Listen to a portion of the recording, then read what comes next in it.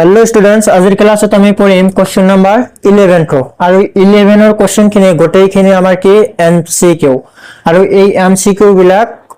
খুবই ইম্পর্টেন্ট পরীক্ষার কারণে সো 11 ত কি কইছে আমাক যে প্রতিটো প্রশ্নের কারণে চারিটা উত্তর দিয়া আছে শুদ্ধ উত্তরটো লিখা দ্যাট মিন্স एमसीकिউ চারিটা উত্তর দিয়া আছে আমাক শুদ্ধ উত্তরটো বাছনি কৰিব লাগে এই নাম্বাৰটো কি আছে 23 এৰ ঘনৰ একক স্থানৰ অঙ্কটো কি হ'ব বা হল ইয়াত কি কৈছে 23 এর ঘনৰ একক স্থান এই 23 যেটো আছে এই 23 এৰ ঘন কৰাৰ ফলত একক স্থানত কি আহিব হেতু আমাক লিখিব লাগে বা ইয়াৰ পৰা বাছনি কৰিব লাগে তাৰ কাৰণে তুমি কি কৰিবা এই যেটো আমাৰ 23 আছে 23 এৰ একক স্থানত কি আছে আমাৰ 3 আছে 3 ক আমি কি কৰিম তিনিবাৰ পূৰণ কৰি দিম এক নম্বৰটো ইয়াত কাৰণ বিলাক আমি ইয়াতে লিখি দি আছো যেহেতু 23 একক স্থানত কি আছে আমাৰ 3 আছে গতিকে একক স্থানটো আমি কি কৰিম পূৰণ কৰিম ঘন কৰিম তাৰ মানে ঘন মানে কি তিনিবাৰ পূৰণ কৰা 3 টো আমি কি কৰিম তিনিবাৰ পূৰণ কৰিম 3 * 3 3 তিনিবাৰ পূৰণ কৰিলে কি হ'ব এটো আমাৰ 3 * 3 * 9 9 * 3 = 27 এতিয়া চোৱা এই যেটো 27 আমি সংখ্যা পালো ইয়াৰ একক স্থানত আকৌ কিমান আছে ইয়াৰ একক স্থানত কি আছে আমাৰ 7 আছে গতিকে শুদ্ধ উত্তৰটো কি হ'ব আমাৰ 7 হ'ব গতিকে 2 number option is correct হল এতিয়া সব বি নাম্বাৰটো কি আছে আমাৰ তলৰ কোণটো পূৰ্ণ গণ তোমালোকক ইয়াৰ আগৰ ভিডিও শিকাইছিল যে পূৰ্ণ গণ সংখ্যাবিলাক যোগ কৰাৰ ফলত কি হয় আমাৰ হয় 1 থাকিব লাগে নাইবা 8 থাকিব লাগে নাইবা 9 থাকিব লাগে তথাপি ইয়াতে কৈ আছো ধুনিয়াকে বুজি পাবা স্যার মানে কথাটো এনেকুৱা এই যেটো সংখ্যা দিয়া আছে আমাৰ এই সংখ্যাবিলাক যোগ কৰি আমাৰ 1 আহিব লাগিব নাইবা 8 আহিব লাগিব নাইবা 9 আহিব লাগিব তিনিটাৰ ভিতৰত যিকোনো এটা আহিলেহে কি হ'ব পূৰ্ণগণ হ'ব এতিয়া চোৱা এই সংখ্যাখিনি তুমি যোগ কৰি দিয়া এক নম্বৰটো কিমান হ'ব চোৱা 6 + 5 কিমান হ'ব আমাৰ 11 হ'ব 11 আৰু 2 যোগ কৰিলে কিমান হ'ব আমাৰ 13 হ'ব আচ্ছা কিমান পালো আমি প্ৰথমটোৰ ক্ষেত্ৰত আমি 13 পালো একো কৰিব নালাগে এই ডিজিট কেইটা অকল যোগ কৰি দিবা তুমি মনে মনে এটো হল ট্ৰিক যেটো এমসিকিউ কৰি আছো গতিকে ট্ৰিক লগাই আমি সলিউশন উলিয়াম এই সংখ্যা কটা বা এই অঙ্ক কেইটা আমি যোগ কৰি দিম যোগ কৰাৰ ফলত আমি কিমান পালো 13 পালো 13 তো 2 ডিজিট আছে এটা দুটা অঙ্ক আছে গতিকে এটো আকৌ যোগ কৰিবা কিমান হ'ব আমাৰ 4 হ'ব গতিকে 4 থাকিলে তো নহব গতিকে এটো পূৰ্ণগণ নহয় আমাৰ এক নম্বৰটো নহব দুই নম্বৰটো চোৱা আমাৰ পূৰ্ণগণ কেতিয়া হ'ব 1 8 নাইবা 9 আহিব লাগিব এটো যোগ কৰি দিয়া কিমান হ'ব 9 আৰু 3 যোগ কৰিলে তোমাৰ কিমান হ'ব আচ্ছা 3 যোগ কৰিলে 6 আৰু 9 যোগ কৰিলে কিমান হ'ব তোমাৰ 15 হ'ব 15 2 ডিজিট গতিকে এটো আকৌ যোগ কৰি দিয়া 15 গতিকে লাষ্টত কিমান আহিব আমাৰ 6 আহিব 6 থাকিলে হ'ব নেকি 6 থাকিলে নহয় 1 8 নাইবা 9 আহিব লাগিব গতিকে এটো পূৰ্ণগণ নহয় আচ্ছা আমাক বাছনি কৰিব লাগে কোনটো পূৰ্ণগণ হ'ব এইটো চোৱা 3 4 3 তো 3 4 3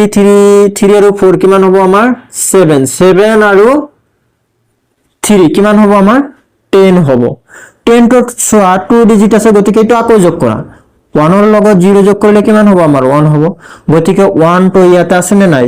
এই তিনিটাৰ ভিতৰত যিকোনো এটা হলে কি হ'ব পূৰ্ণগণ হ'ব যেহেতু 1 আহিছে মানে এটো কি হৈ যাব আমাৰ পূৰ্ণগণ হৈ যাব that means option 3 is correct গতিকে বাকি বিলাক আৰু চাবই না লাগে এইবিলাকৰ প্ৰয়োজন নাই এটো নহব যেহেতু আমি শুদ্ধ উত্তৰটো পাই গলো এতিয়া চোৱা সি নাম্বাৰটো কি আছে আমাৰ কিউব অফ 1000 মান কিমান হ'ব হেতু লাগে আমাক ইয়াত চোৱা এটোক আমি কি লিখিব পাৰো এটো 2 নাম্বাৰটো আছিল 3 নাম্বাৰটো কি কৈছে আমাৰ কিউব অফ 1000 আচ্ছা এটোক আমি এনেকে লিখিব পাৰিম না কিউব অফ 1 ৰ পিছত তিনিটা 0 আছে মানে কি আমি 10 কিউব বুলি লিখিব পাৰো এটো বুজি পাইছা 10 কিউব মানে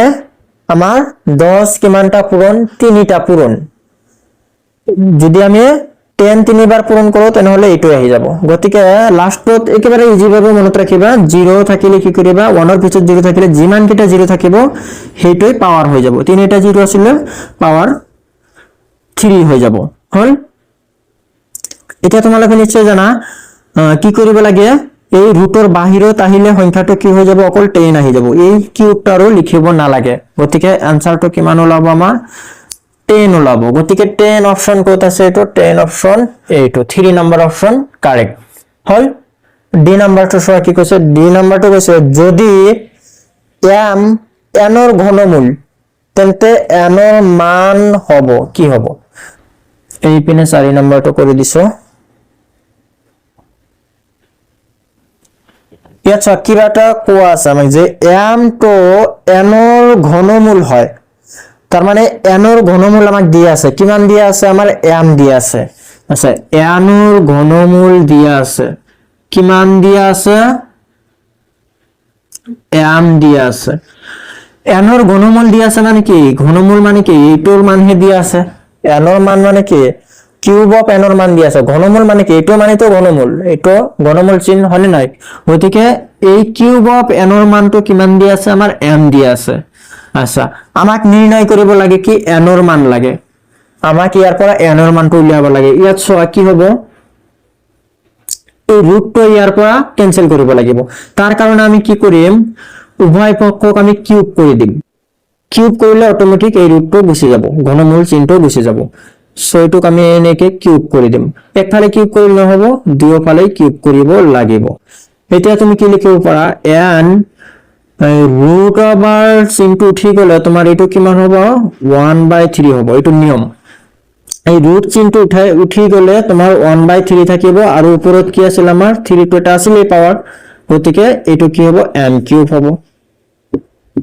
তাৰ পিছত এই 3 ৰ লগত এই 3 ক্যান্সেল যাব এ থাকিব কি n পাৱাৰ 1 থাকিব ইকুৱেল কি m কিউব n পাৱাৰ 1 মানে কি n পাৱাৰ 1 মানে n কোন বস্তুৰ ওপৰত পাৱাৰ 1 থাকা মানে কি এই বস্তুটোই হৈ যায় গতিকে m cube that means n ৰ মান কিমান ওলাব আমাৰ m কিউব এইটো অপশন ডি নাম্বাৰটো কি হ'ব 3 নম্বৰ অপশন হল তাৰ পিছত ই নাম্বাৰটো ই নাম্বাৰটো কি দিয়া আছে আমাৰ cube of 8 cube of 27 cube of 64 ৰ মান কিমান হ'ব এটো একেবাৰে easy E number cube of 8 cube of 27 cube of 64 ইয়াৰ মানটো উলিয়াব লাগে ইয়াত চোৱা কি লিখিব পাৰা এটো cube of 8 মানে 8 ৰ ঘনমূল কিমান হ'ব 2 হ'ব হলে নাই তাৰ পিছত cube of 27 ৰ ঘনমূল কিমান আমাৰ 3 3 তিনিটা পূৰণ কৰিলে 27 হয় গতিকে ঘনমূল 3 64 ৰ ঘনমূল কিমান আমাৰ 4 4 তিনিবাৰ পূৰণ কৰিলে সবা 64 আহিব দ্যাট মিন্স 4 টো ঘনমূল কাৰ ঘনমূল 64 ৰ ঘনমূল খিনি আমাৰ উঠি গল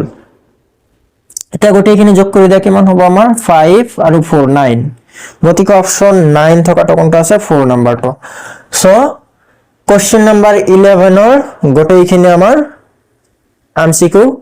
সলিউশন আমাৰ হৈ গল সো আজিলৈ ভিডিওটো মানে ভিডিও ভাল লাগিলে লাইক কৰিবা আৰু চেনেলটো সাবস্ক্ৰাইব কৰি লবা যাতে মই ভিডিও দিয়াৰ লগে লগে তোমালোকে নটিফিকেশন এটা পাই যোৱা সো আজিলৈ থ্যাংক ইউ